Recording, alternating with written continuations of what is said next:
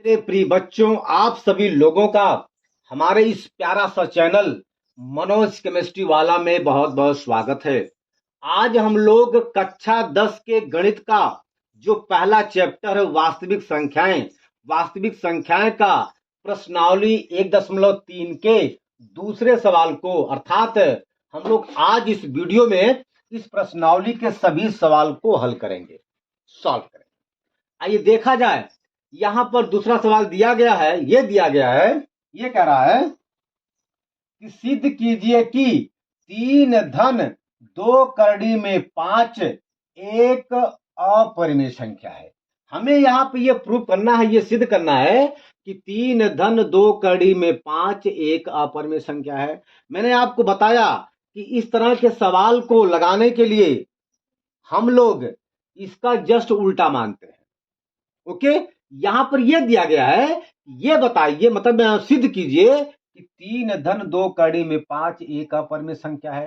तो हम लोग यहां पर इसका जस्ट उल्टा मानेंगे। क्या मानेंगे?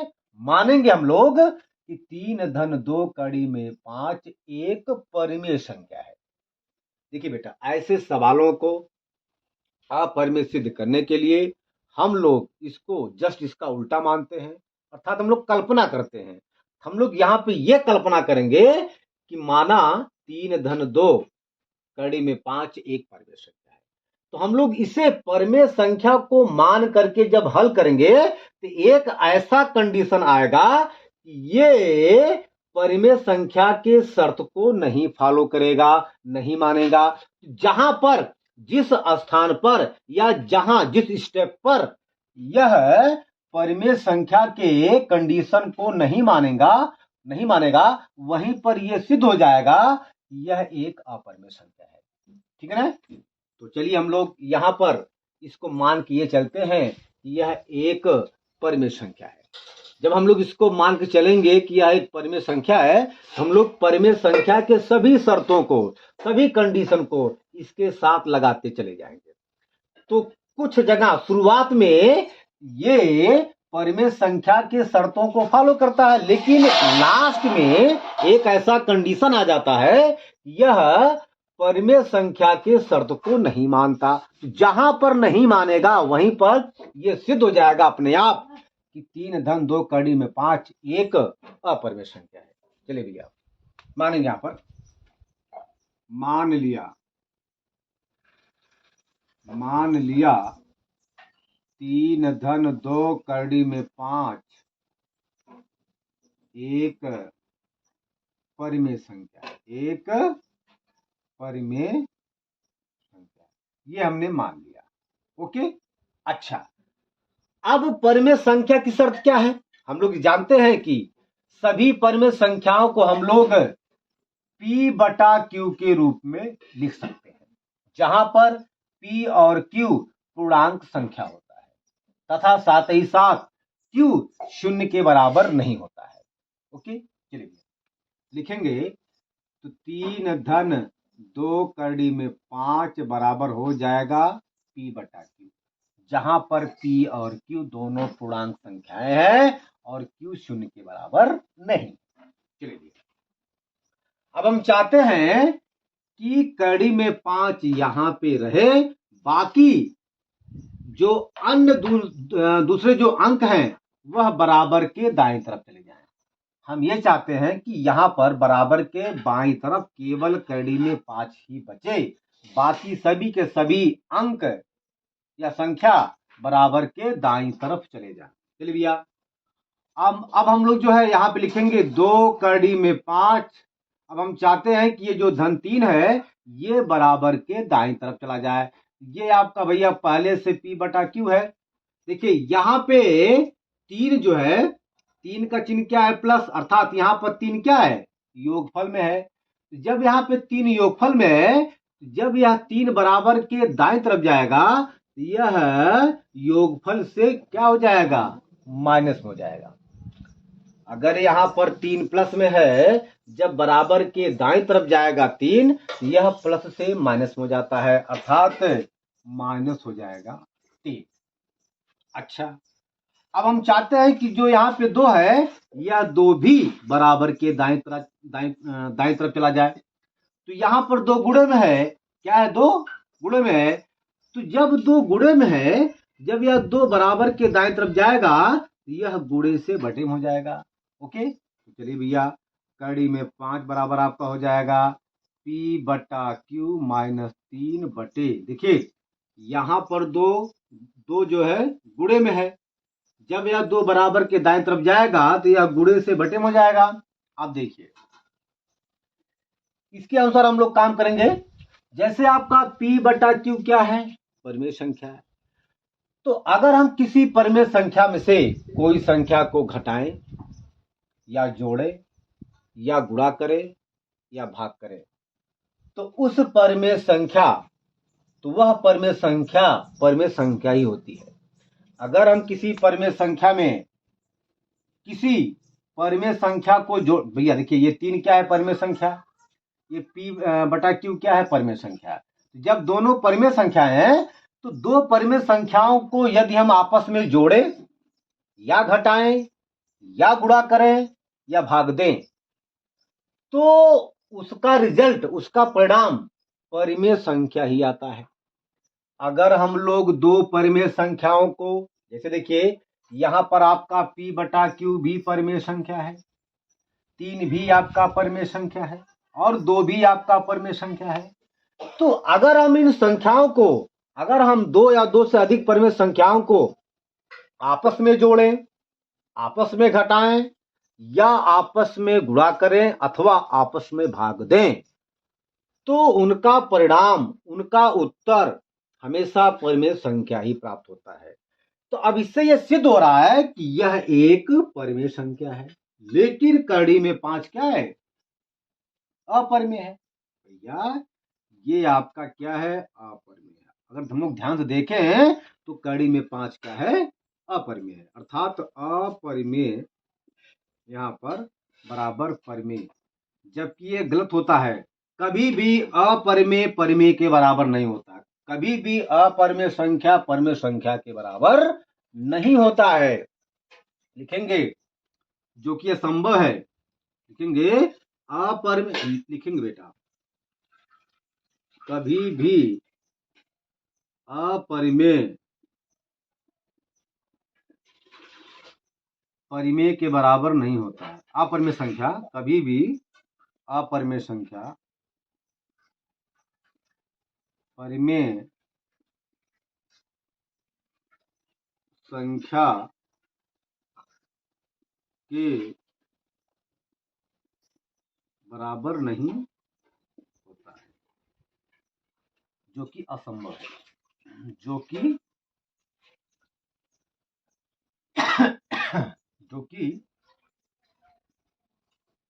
असंभव। अतः हमारा मानना, अतः हमारा 3 + 2 कड़ी में 5 को परिमेय संख्या मानना गलत है। तो परिमेय संख्या मानना गलत है, इसलिए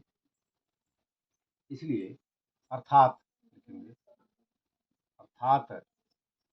3 धन 2 कड़ी में 5 एक अपरिमेय संख्या है, एक अपरिमेय संख्या है। ओके, यहां पर आपका यह सिद्ध हो जाता है कि 3 धन 2 कड़ी में 5 एक अपरिमेय संख्या है। आप इसको बढ़िया से नोट करिए, फिर हम अगला सवाल यहां पे सॉल्व करते हैं। चलिए,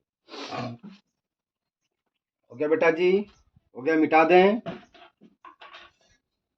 चलिए भैया इसको मिटा रहे हैं। अब आपका जो है इस प्रश्नावली का तीसरा सवाल है, और इस तीसरे सवाल में 3 सवाल है, ठीक है ना।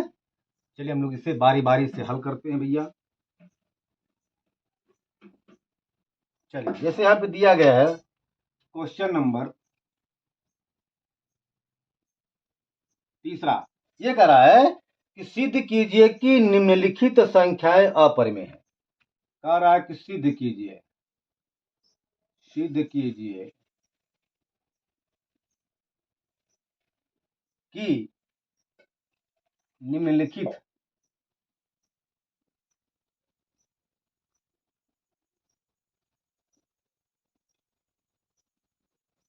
संख्याएं अपरिमेय है।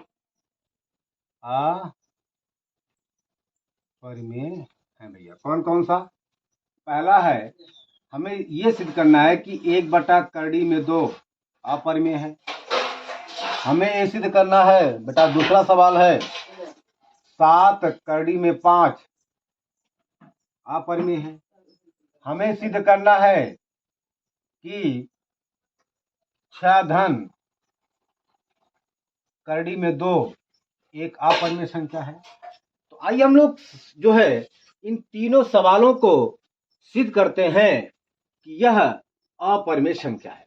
आइए हम लोग सबसे पहले 1/2 को ये सिद्ध करते हैं कि यह एक अपरिमेय संख्या है। ठीक है ना? हम लोग आइए इसे सिद्ध करते हैं कि 1/2 क्या है? एक अपरिमेय संख्या है। चलिए भैया, तो आपका पहला सवाल हो गया, लिखिएंगे।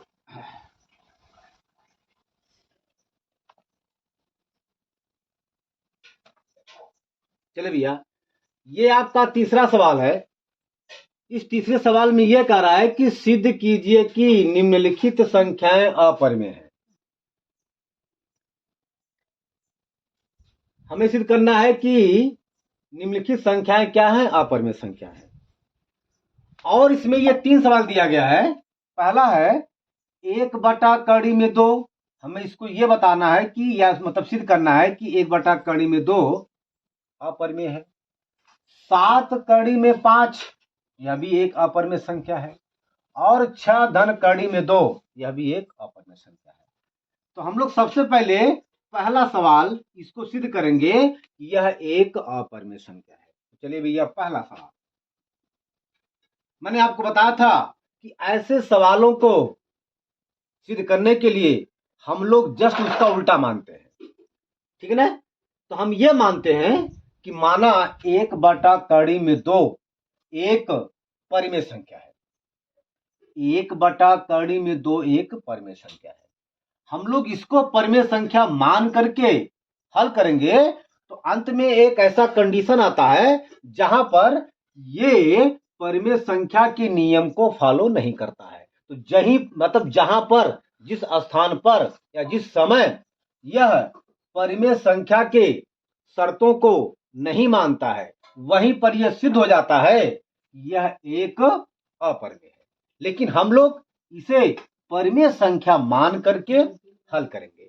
आइए हम लोग इसे मानते हैं या कल्पना करते हैं कि 1/2 एक परिमेय संख्या है। चलिए भैया, लिखेंगे माना 1/2 एक परिमेय संख्या है।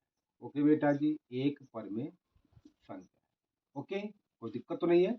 चलिए, अगर 1/2 एक परिमेय संख्या है तो हम लोग ये जानते हैं कि सभी के सभी परिमेय संख्याएं P/Q के रूप में लिखी जाती है, जिसमें P और Q दोनों पूर्णांक संख्याएं होते हैं और Q 0 के बराबर नहीं होता है।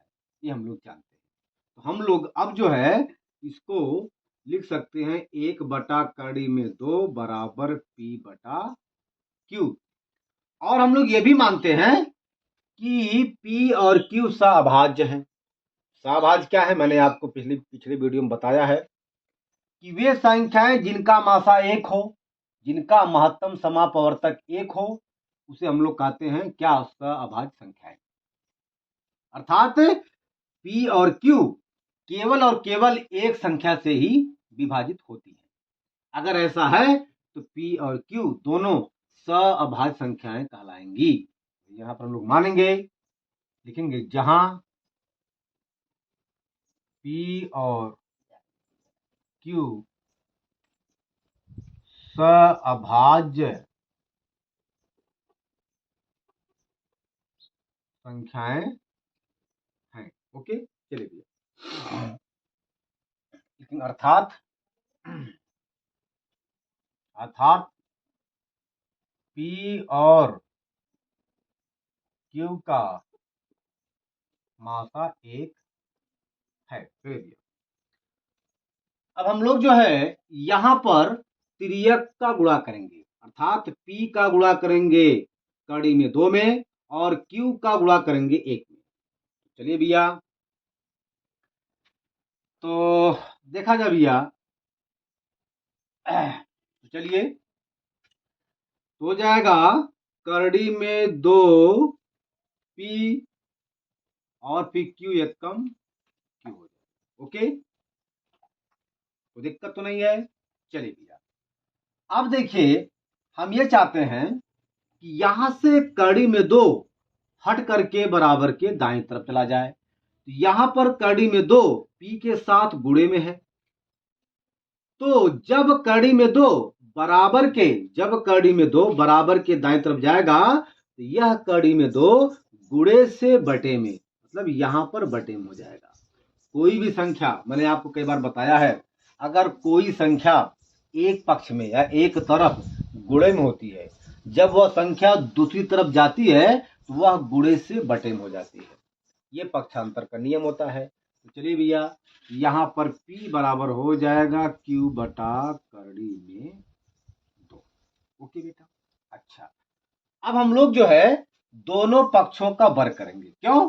क्योंकि हम चाहते हैं यहां से करड़ी हट जाए, और करड़ी को हटाने के लिए हम लोग उसका वर्ग करते हैं। क्यों? जैसे मान लीजिए आपका ये करड़ी में 2 है, हम चाहते हैं कि यहां से ये करड़ी हट जाए, तो बेटा हम लोग इसमें यदि इसी संख्या से मल्टीप्लाई कर दें तो ऑटोमेटिक यहां से करड़ी हट करके केवल 2 आ जाएगा।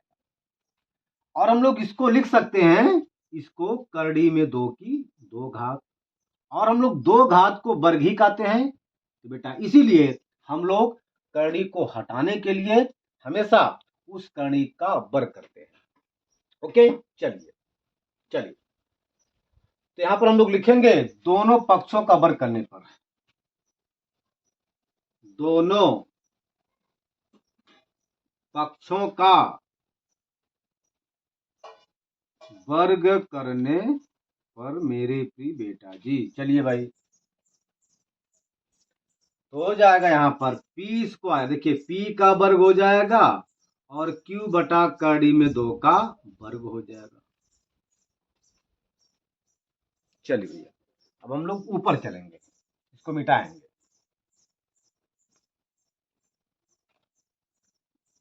चलिए, ये आपका हो जाएगा P स्क्वायर भैया,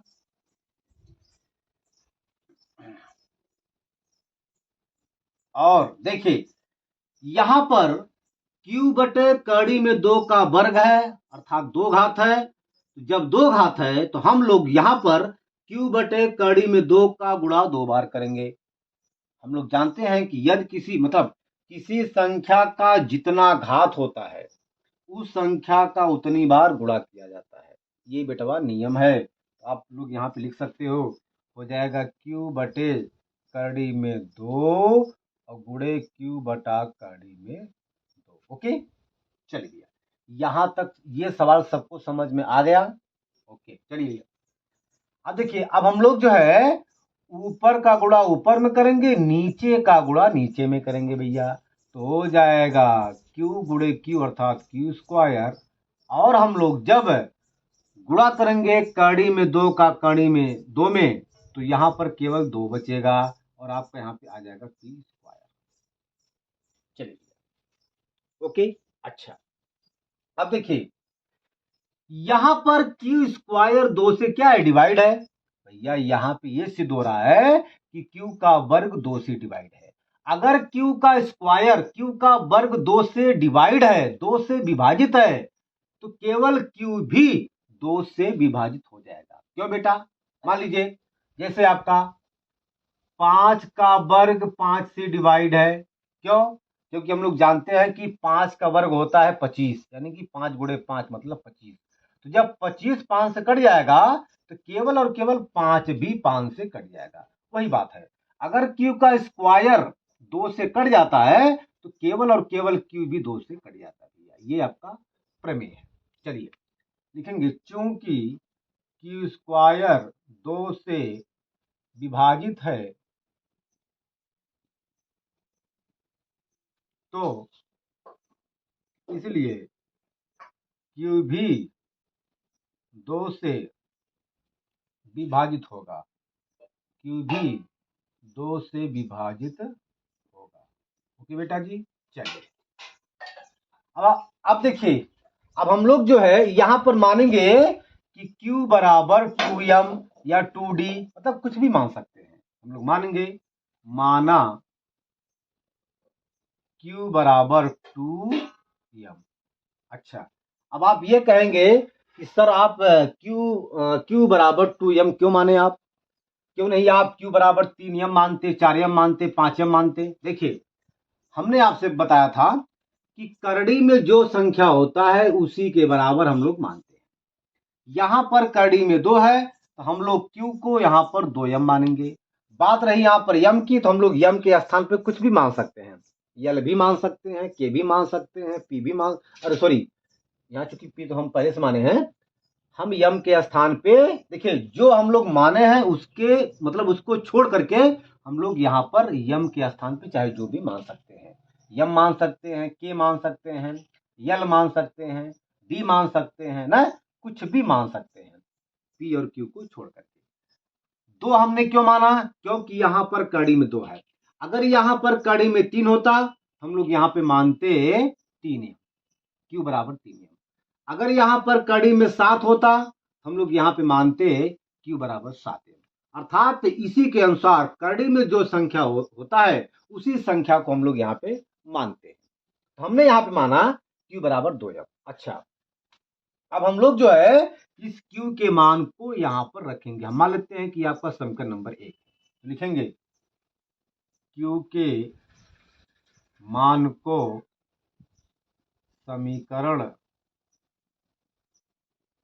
नंबर 1 में रखने पर, चलिए भैया, हो जाएगा पी स्क्वायर बराबर, हम लोग यहाँ पर Q के स्थान पे मानेंगे 2m, मतलब लिखेंगे रखेंगे, क्योंकि हमने यहाँ पे माना है ना कि Q बराबर 2m, तो रखिए भैया, मतलब 2m रखिए, आपको हो जाएगा 2m। यहाँ पर चूंकि Q का वर्ग है, अरे भैया हमने यहाँ पे माना है Q बराबर 2m, तो जहाँ पे Q है हम लोग वहां पे 2m रखेंगे, क्योंकि यहाँ पे Q का वर्ग है तो यहाँ पर 2m का वर्ग हो जाएगा, फिर बटे आपका 2 है तो हम लोग यहाँ पे 2 लिखेंगे। चलिए, तो ये आपका हो जाएगा पी स्क्वायर बराबर, देखिए यहां पर 2m की 2 घात है तो हम लोग यहां पर 2m का गुणा 2 बार करेंगे, ये नियम होता है। किसी संख्या का जितनी घात होता है उस संख्या का उतनी बार गुणा किया जाता है। चलिए भैया, तो यहां पर 2m की 2 घात है तो 2m का गुणा 2 बार होगा, तो 2m गुणे 2m बटे 2 करेंगे भैया, ये 2 से 2 कट जाएगा, आपका पी स्क्वायर बराबर हो जाएगा 2 और यम गुणे यम स्क्वायर। ओके बेटा जी, आप इसको नोट करिए, फिर हम आगे चलते हैं। चलिए, हो गया, मिटा दे भैया। चलिए भाई, अब देखिए हम लोग यहां से यम स्क्वायर का मान निकालेंगे। तो भैया मैंने आपको कई बार बताया है कि जिस अज्ञात राशि के मान को निकालना होता है उस अज्ञात राशि को हम लोग हमेशा बराबर के बाएं तरफ रखते हैं। जिस अज्ञात राशि के मान को निकालना होता है उस अज्ञात राशि को हम लोग हमेशा बराबर के बाईं तरफ रखते हैं।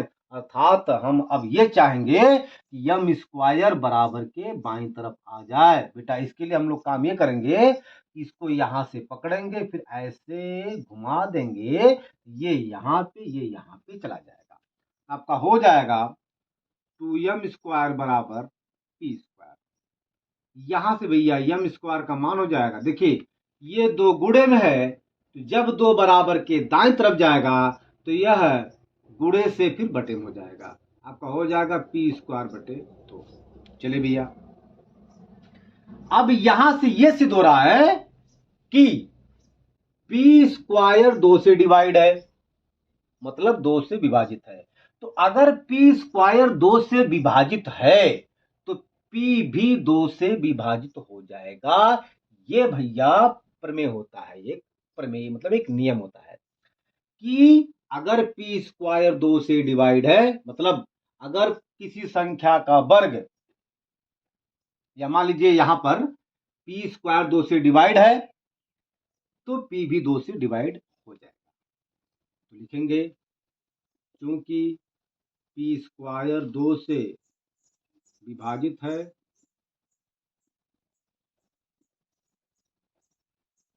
इसलिए पी भी 2 से विभाजित होगा। ओके बेटा जी। अब देखिए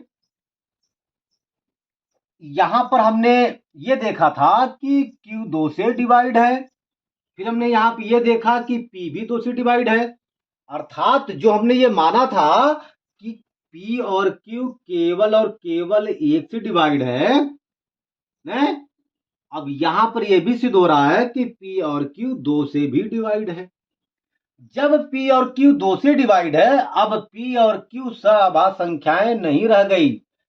भैया सअभाज्य संख्याओं की ये विशेषता है कि सअभाज्य संख्याएं हमेशा 1 से ही डिवाइड होती हैं। सअभाज्य संख्याओं की जो महत्तम समापवर्तक होता है वह 1 होता है, लेकिन यहां पर P और Q का महत्तम समापवर्तक 2 आ गया, अर्थात जो हमने वहां पे माना था कि P और Q सअभाज्य है वह मानना गलत हो गया। जब वह मानना गलत हो गया तो जो हमने उस समय माना था कि 1/2 एक परिमेय संख्या है वह भी गलत हो गया, अर्थात 1/2 एक अपरिमेय संख्या हो गई। क्यों बेटा? ओके, देखिए यहीं पर अब परिमेय संख्या का जो कंडीशन होता है वह यहीं पर रुक जाता है। तो जहां पर रुक जाता है वहीं पर वो सिद्ध हो जाएगा कि 1/2 एक परिमेय संख्या नहीं है, बल्कि क्या है? अपरिमेय संख्या है। ओके, चलिए भैया। अरे भैया हमने इसके पहले ये माना था शुरुआत में कि P और Q सअभाज्य संख्याएं हैं, तो जो संख्याएं सअभाज्य होती हैं उनका मासा HCF हमेशा 1 होता है, अर्थात वे संख्याएं केवल और केवल 1 से ही कट जाती है। लेकिन यहां पर इससे देखिए, इससे और इससे यह सिद्ध हो रहा है कि Q भी 2 से डिवाइड है और P भी 2 से डिवाइड है। जब 2 से डिवाइड है, अब ये P और Q सअभाज्य संख्याएं नहीं रह जाती हैं। अब ये संख्याएं जब सअभाज्य संख्याएं नहीं रह जाती हैं तो जो हमने वहां पे कल्पना किया था कि 1/2 एक परिमेय संख्या है, उसको मान करके हमने वहां पे माना था कि P और Q सअभाज्य है जिनका मासा 1 है। अब वह बात सरासर गलत हो जा रही है। अब इससे यह सिद्ध हो रहा है कि 1/2 एक अपरिमेय संख्या है। हम लोग इसी बात को यहाँ पे लिखेंगे। चलिए इसको मिटा दें, लिखेंगे क्योंकि P और Q 2 से भी विभाजित हो रही हैं, 2 से भी विभाजित हो रही हैं, इसलिए हमारा मानना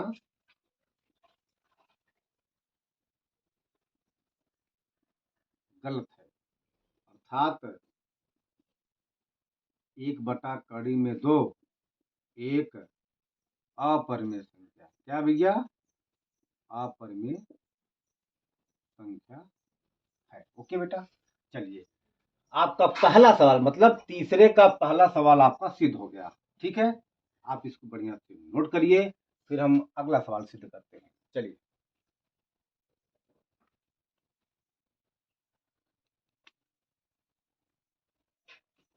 ये हो गया बेटा।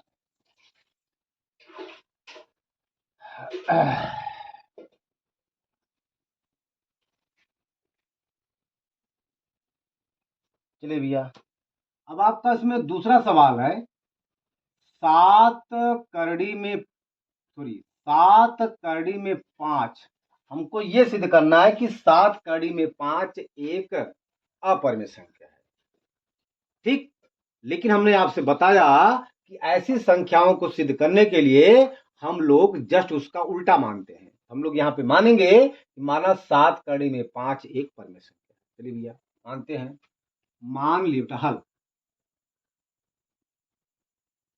मान लिया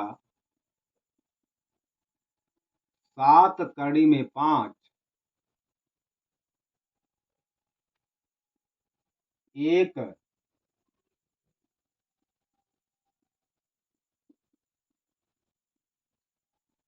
परमेय संख्या। तो बेटा जब 7 कड़ी में 5 एक परमेय संख्या है तो हम लोग 7 कड़ी में 5 को P बटा Q के रूप में लिख सकते हैं। ये हम लोग जानते हैं कि हम लोग सभी परमेय संख्याओं को P बटा Q के रूप में लिख सकते हैं, जहां पर P और Q दोनों पूर्णांक संख्या होते हैं और Q 0 के बराबर नहीं होता है। ये हम लोग जानते हैं। चलिए भैया लिखेंगे 7 कड़ी में 5 बराबर P बटा Q। ओके चलिए भैया, अब हम लोग ये चाहते हैं कि 7 यहां से हट करके बराबर के दाएं तरफ चला जाए। तो बेटा जी यहाँ पर 7 गुणे में है, वास्तव में यहाँ पर गुणा का चिन्ह छिपा है। जब 7 गुणे में है, ये 7 जब बराबर के दाएं तरफ जाएगा तो यह गुणे से बटे में हो जाएगा। आपका हो जाएगा कड़ी में 5 बराबर हो जाएगा P बटा Q। ये 7 गुणे में है, यहाँ आएगा तो बटे में हो जाएगा। ओके चलिए देखिए, P बटा Q में 7 से भाग है और हम लोग जानते हैं। और देखिए 7 आपका क्या है, परमेय संख्या। P बटा Q भी क्या है, परमेय संख्या। मतलब दोनों परमेय संख्याएं हैं। अरे भैया 7 आपका परमेय संख्या है, P बटा Q भी आपका परमेय संख्या है। तो अगर हम दो परमेय संख्याओं को आपस में चाहे जोड़ें, चाहे घटाएं, चाहे गुणा करें, चाहे भाग करें, तो वे दोनों के दोनों का मान, उन दोनों का मान हमेशा परमेय संख्या ही प्राप्त होता है। इसका मतलब यह हुआ कि यह आपका परमेय संख्या है और कड़ी में 5 आपका अपरमेय है। अरे भाई हमने 7 कड़ी में 5 को माना है ना, हमने यहाँ पे 7 कड़ी में 5 को माना है, यह एक परमेय संख्या है। यहां पर तो केवल कड़ी में 5 है, तो कड़ी में 5 हम लोग जानते हैं कि क्या है, ये अपरमेय है। तो अपरमेय बराबर परमेय, ऐसा संभव होता नहीं कि परमेय संख्या अपरमेय संख्या के बराबर हो जाए। यह संभव नहीं है बेटा। जब यह संभव नहीं है तो हमारा मानना ये गलत है कि 7 कड़ी में 5 एक परमेय है, अर्थात 7 कड़ी में 5 एक अपरमेय है। ओके हम लोग इसी बात को यहाँ पे लिखेंगे। ये क्या है, अपरमेय। अपरमेय ये क्या भैया, परमेय।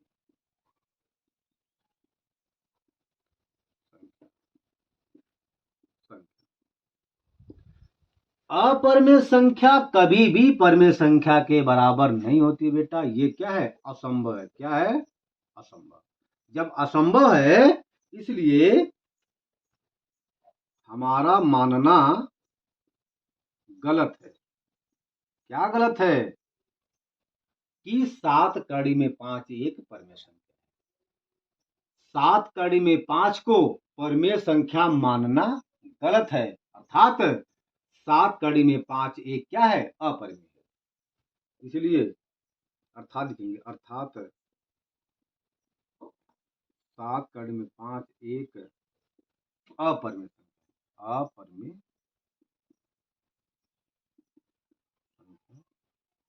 ओके बेटा, सिद्ध हो गया। चलिए अब अगला सवाल यहां पर है, लास्ट वाला, तीसरे का तीसरा सवाल कह रहा है कि 6 धन कड़ी में 2 सिद्ध कीजिए कि यह एक अपरमेय संख्या है।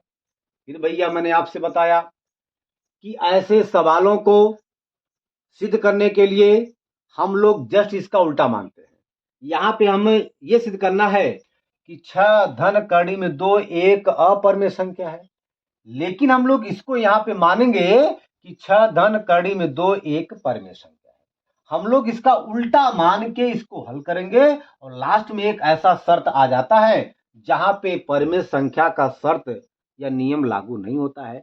जहां पे यह परिमेय संख्या के नियम को फॉलो नहीं करता है, वहीं पर ये उलट जाता है, अपने बात से मुकर जाता है। क्या? तब ये कहता है कि नहीं भैया हम अपरिमेय हैं।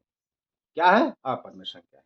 चलिए भैया, माना या मान लिया 6 धन कड़ी में 2 एक परिमेय संख्या है। परिमेय भैया ये हम केवल कल्पना कर रहे हैं। क्या?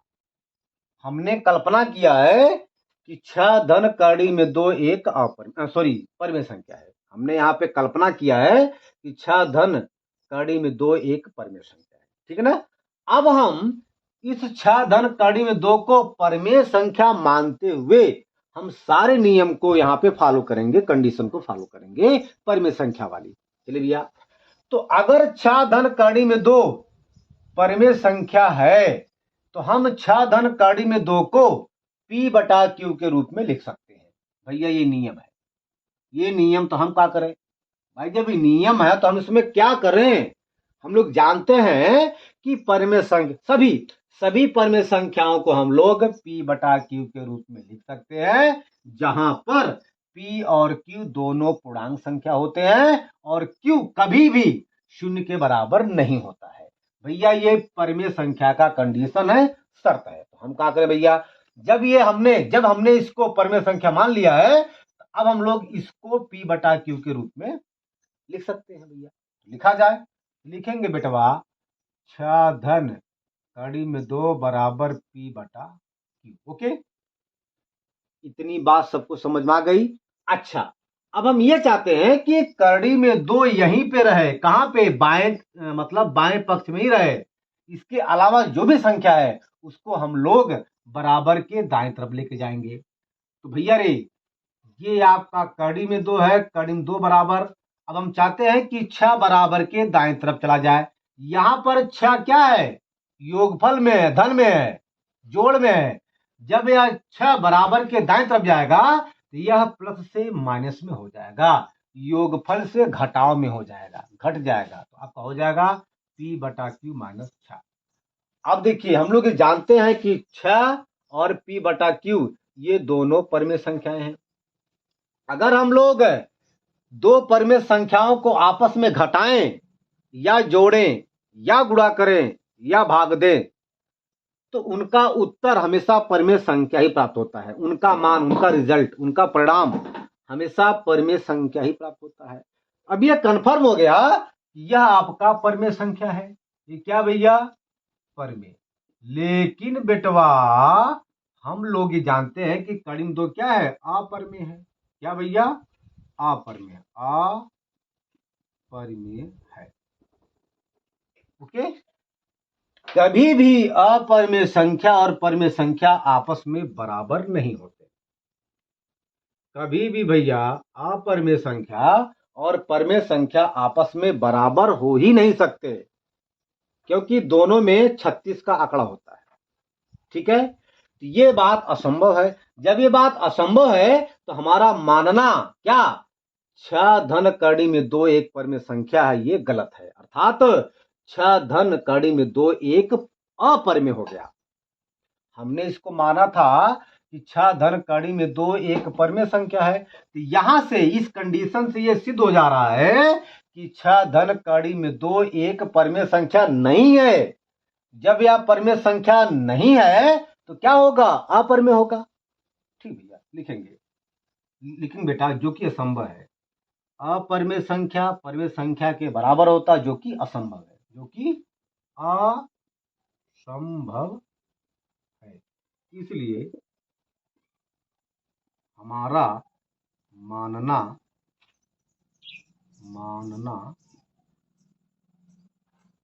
गलत है। क्या मानना? हमारा 6 धन कड़ी में 2 को परिमेय संख्या मानना क्या है? गलत है। अर्थात 6 धन कड़ी में 2 एक अपरिमेय संख्या है। लिखेंगे, हमारा मानना कि 6 धन कड़ी में 2 एक परिमेय संख्या है, यह गलत है। तो सही क्या है बेटा? सही यह है कि 6 धन कड़ी में 2 एक अपरिमेय संख्या है, अपरिमेय संख्या। लिखेंगे, इसलिए अर्थात 6 धन कड़ी में 2 एक अपरिमेय संख्या, अपरिमेय संख्या। ओके बेटा, तो यहाँ पर कक्षा 10 का जो प्रश्नावली 1.3 है ये समाप्त होता है। अब हम अगले वीडियो में अगले प्रश्नावली के सवाल को सॉल्व करेंगे। धन्यवाद।